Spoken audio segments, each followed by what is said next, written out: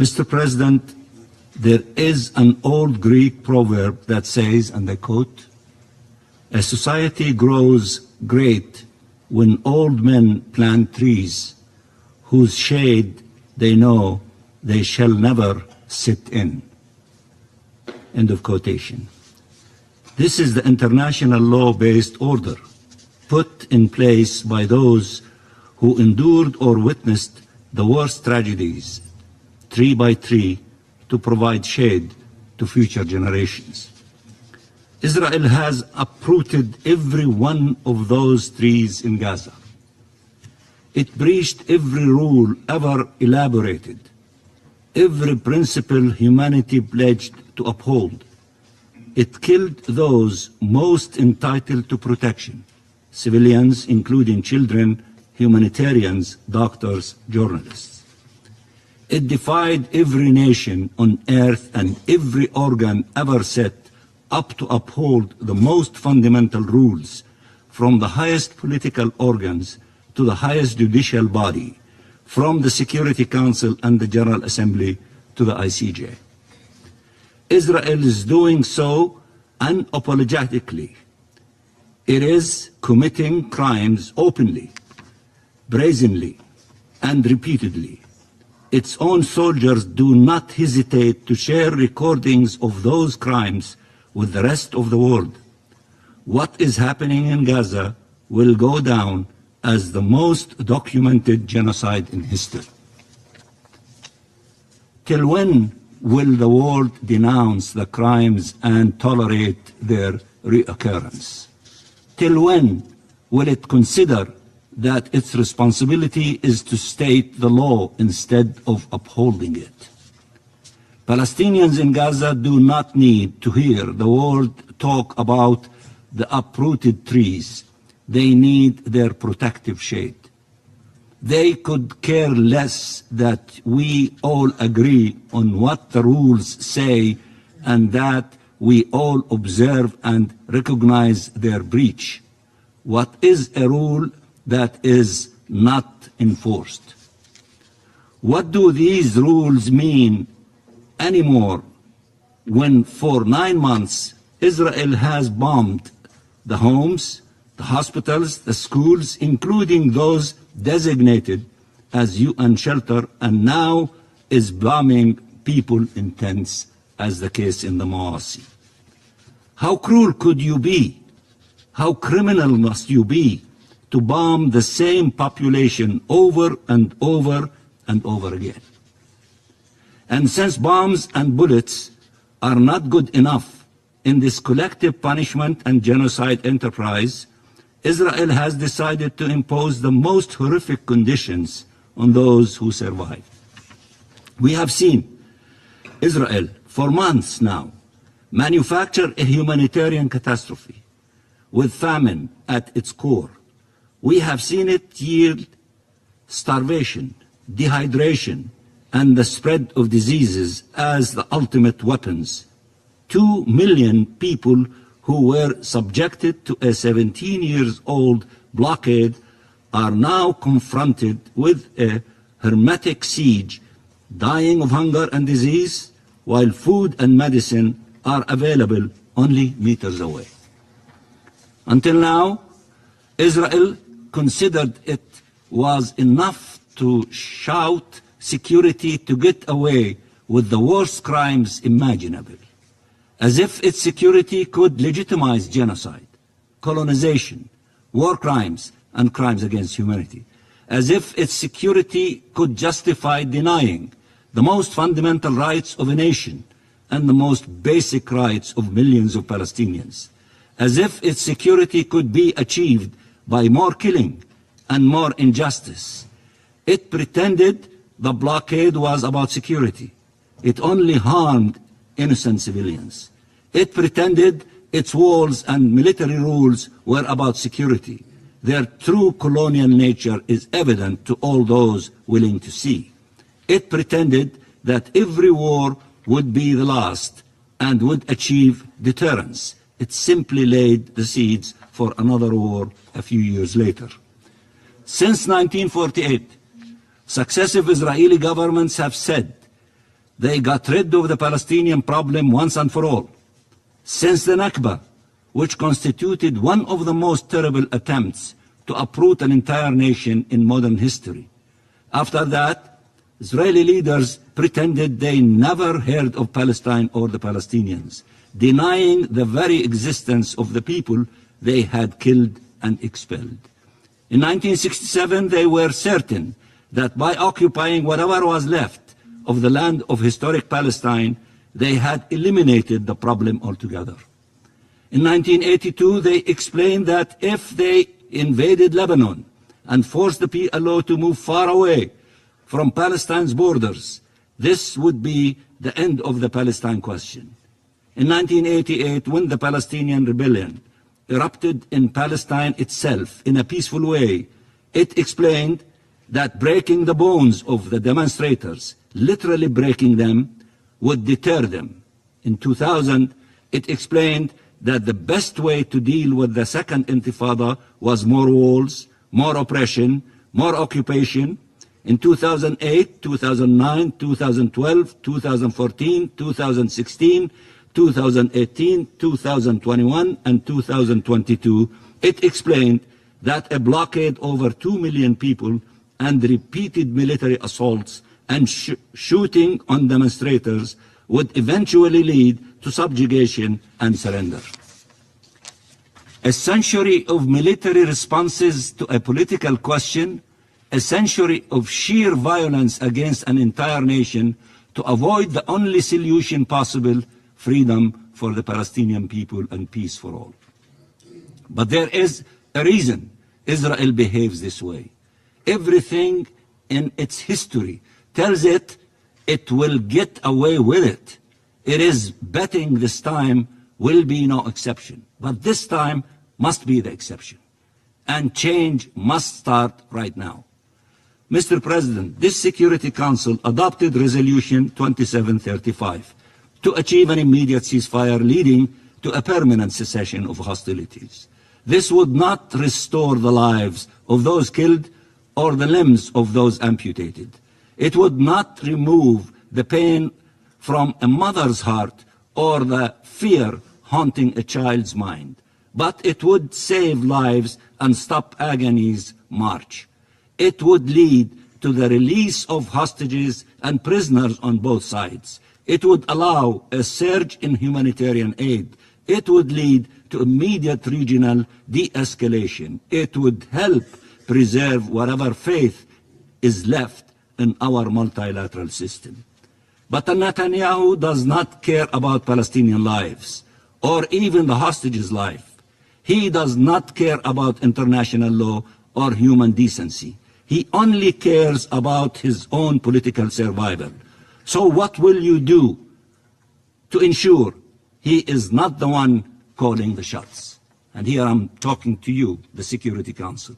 What are you going to do in order to stop this lunatic from continuing this genocidal war against the Palestinian people? Mr. President, in recent weeks, there were collective statements stressing that ICJ decisions are binding and must be respected, defending the independence of the ICC and rejecting attacks against it. There were shared commitments on UNRWA to which all Council members, present and incoming, subscribe together with over 100 countries around the world. There is a global consensus in support of the Palestinian people's right to self-determination and a two-state solution in line with UN resolutions and international law. There is more convergence on the Palestine question than on any other matter on the international agenda. And there is one isolated, fanatic government rejecting this international consensus and attacking every institution entrusted with upholding the international law-based order, accusing its representatives of this order of terrorism and anti-Semitism, killing, detaining, torturing, harassing, intimidating them. Till when will we pretend this government is anything else than what it proclaims to be? Till when its whims will trump international will. Mr. President, our people will live in freedom and dignity on their ancestral land. They will accept nothing less. They will accept nothing else. But fulfilling this right should not come at a price. There is a parallel world in which the international community upheld the rules, in which all nations gathered and took concrete steps to ensure compliance and deter violations, to stop the war and advance peace, where no Palestinian civilian and no Israeli civilian, no Palestinian child and no Israeli child are harmed, where life has prevailed, where two states, Palestine and Israel, live side by side in peace and security, where Palestine is free and future generations take for granted the peace we have achieved, where historians work together to tell the story of our painful journeys with honesty and respect, where mutual recognition is self-evident, where shared humanity is recognized, where no one denies the existence of the other, or discriminates against the other, or denigrates the other, where our region has unleashed its full potential as our destinies no longer collide but move forward together. Being killed, maimed, oppressed, detained, starved, displaced is not our fate. There is a path that leads to shared peace and prosperity. It is your duty to take every step necessary to reach that destination. Start today. Strengthen those who seek peace rather than arm those who seek extermination. Sanction those who colonize rather than allowing them to punish those who oppose the uprooting and displacement of communities. Protect the victims rather than the perpetrators. Recognize the state of Palestine rather than witness the destruction of the two-state solution. Render your relations with the parties subject to their compliance with the law and the legitimate requirements of peace. Achieve the well-known solution to this political conflict by ending the Israeli occupation, and don't wait till it is transformed into a never-ending religious war. In 2 days, the highest judicial body on earth will render its authoritative opinion on the question of Palestine and on the illegality of the colonial annexationist and supremacist Israeli occupation. I'm referring to the International Court of Justice. This expression of the law should serve as basis for our collective action in the days to come. The law, nothing less, nothing else. All your nations refuse to forego their rights. The Palestinian people will never accept to relinquish theirs. Peace will not be achieved at the expense of our rights, but by upholding them. The right to life, to liberty, and to dignity. That is the only path to peace. Let us finally, collectively, embark on that journey. And thank you very much, Mr. President. Я благодарю постоянного наблюдателя государства Палестина за его заявление и предоставляю слово представителю Израиля. Thank you, Mr. President. Distinguished ministers, colleagues, tomorrow we will mark 30 years to the day when a joint Iran and Hezbollah terrorist operation attacked a Jewish community center in Buenos Aires, Argentina, murdering 85 people and injuring hundreds of others. This should be a stark reminder of two things. Firstly, that Iran has been obsessed with killing Jews everywhere, not only in Israel. Secondly, that Iran has a global reach and is exporting its bloodshed and destruction to the four corners of earth. This has been going on now for decades. However, today, we once again meet to discuss the security situation in the Middle East. But again, instead of focusing on the root of the problem, the Council will focus on a symptom and not the cause.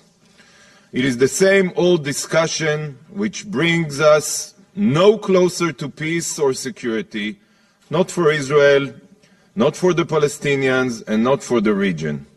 The true reason for the destruction, devastation, and bloodshed is apparently never to be named and addressed here. It is there for all to see, but there is seemingly a willful blindness here to name its name. This Council regularly ignores it. We also heard it today from the chef de cabinet, preferring to focus on Israel. It's always easier. There's a country in our region that is a rogue and failing state, the Islamic Republic of Iran. Iran is failing its people and has subjugated its citizens since 1979, when it launched a revolution that only brought destruction. If one looks at all of the major conflicts in the Middle East, one finds the nefarious fingers of Iran. The people of Lebanon, Syria, Iraq, Yemen, and many others have all suffered because of Iran's attempts to inflame the region. Iran condemns and attacks nations making peace with the State of Israel, as some Arab and Muslim nations have in recent years. However, Iran's leaders still receive the red carpet treatment here only because of hypocrisy or political interest. Since the beginning of the Islamic Revolution, we have heard the refrain, "Death to Israel," and the Zionist regime will be wiped from the pages of history or from the face of earth. They chant it in rallies, and drape their ballistic missiles with these genocidal slogans as they parade through the streets. Only 1 month ago, Iranian Supreme Leader Ali Khamenei published on his X account, and I quote, "Death to Israel" 7 times, a clear call for genocide. Even the Iranian delegation to the United Nations has tweeted an open threat for the destruction of Israel a few weeks ago. Recently, Iran launched over 350 missiles and drones at Israel. What more needs to happen? Colleagues, Iran has taken its annihilationist obsession against the Jewish state to a whole new level, with the digital countdown clock in Tehran showing how many days remain until the destruction of Israel by the year 2040. This is a picture of that clock in the center of Tehran, and this has been ignored for too long. Do not look away. This is not a minor issue. It tells everyone the indisputable intention of the Iranian regime. It is a disgrace, and it will be your disgrace if this continues to be ignored. With the dozens of conflicts raging across the globe, there is no other United Nations member state publicly calling for the countdown to the destruction of another United Nations member state. Where is the outrage? Where is the condemnation? Where is the action? Where are your resolutions? This is a direct attack on the Charter of the United Nations. If nothing is done about these openly genocidal obsessions, then this Council will finally lose even its pretension as a force for peace. This clock is a warning for Israel, but also a warning for the world. If the world looks away from the open and wanton call for the destruction of our nation, then yours could be next. I demand that action is taken. There should be no more meetings with Iranian officials until they have removed this clock, stopped supporting and financing terrorism, and ended the calls for my country's destruction. Without such action, the State of Israel can only assume that this position is at best not taken seriously enough, and at worst, that is privately endorsed by some of you. These are not mere words, because while the clock continues to tick, the uranium enrichment centrifuges continue to spin. In April, the head of the International Atomic Energy Agency said that Iran is weeks away from having enough enriched uranium to develop a nuclear bomb. Last month, the IAEA Board of Governors called on Iran to abide by its international commitments and seize the dangerous development of its nuclear program. Council members, today you will once again debate the merits of Israel's justified response to the pogrom against Israel on October 7th. A Hamas pogrom financed and inspired by Iran. A pogrom that Iranian officials openly support. Since October 7th, the State of Israel has been attacked totally unprovoked from Lebanon, from Syria, from Iraq, and from Yemen. All of the terrorist groups targeting us have one thing in common, and you know it. They are directed from Tehran. If we reach a situation of full-scale war in Lebanon, it is only because Hezbollah has shot thousands of rockets at Israeli civilians with the support and funding of Iran. You cannot say you didn't know. All of this requires immediate action by this Council. Colleagues, the Islamic Republic of Iran is not just an Israel or a regional problem. Iran has supplied military equipment to be used against Ukraine. You know it. Its proxies have turned one of the major global shipping lanes in the Red Sea and Gulf of Aden into no-go areas for international cargo ships. You all know that Iran stands behind these Houthi terror attacks, but you continue to bury your head in the sand and focus on us. Why? Why?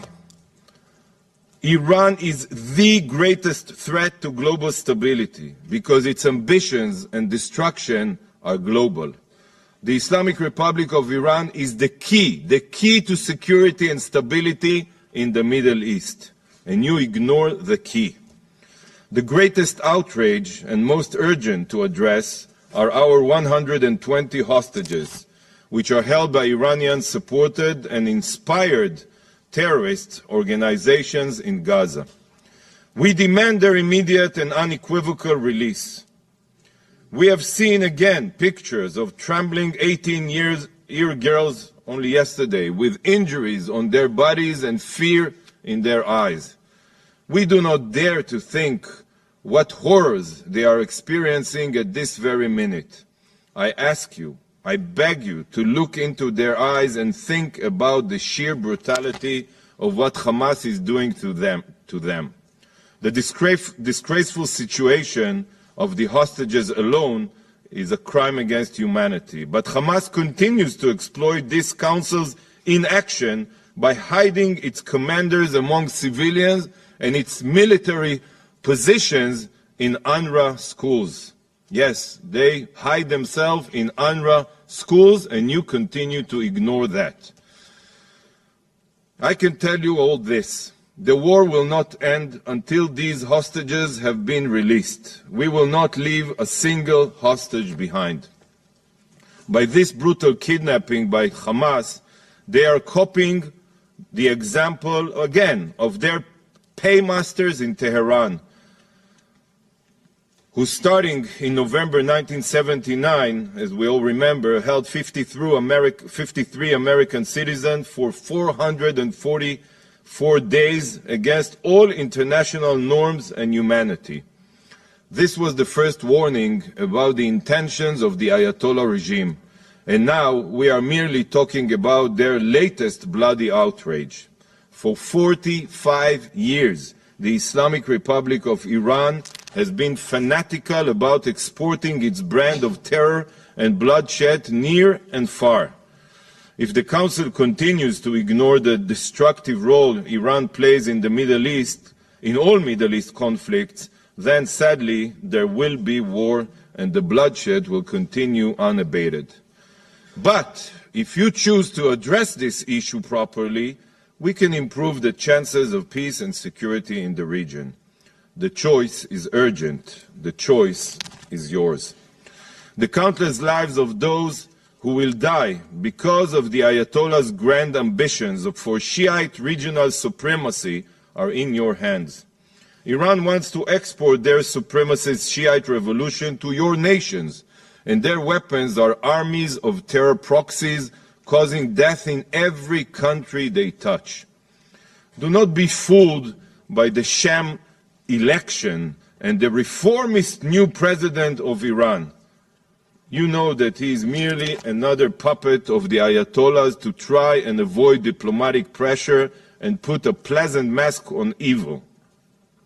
Look at their deeds. Do not listen to their empty words. Probably you will hear it today. Those who continue to accept the fake nice words of Iranian officials know that they are just speaking with puppets, played by the Ayatollah. The Ayatollah has become used to this council's inaction, and he feels that it gives him the green light to the attainment of nuclear weapons and the immunity to continue expanding the terror of his murderous proxies. Colleagues, I have shown you the Iranian countdown clock to the destruction of the State of Israel. This is a promise for a continuation of conflict and war for decades to come. This is a direct threat and incitement to genocide. Nevertheless, I will face that threat with a prediction.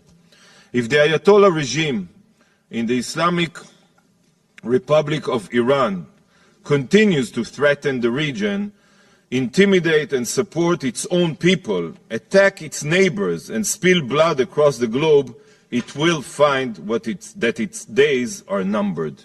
The proud Iranian people have had enough.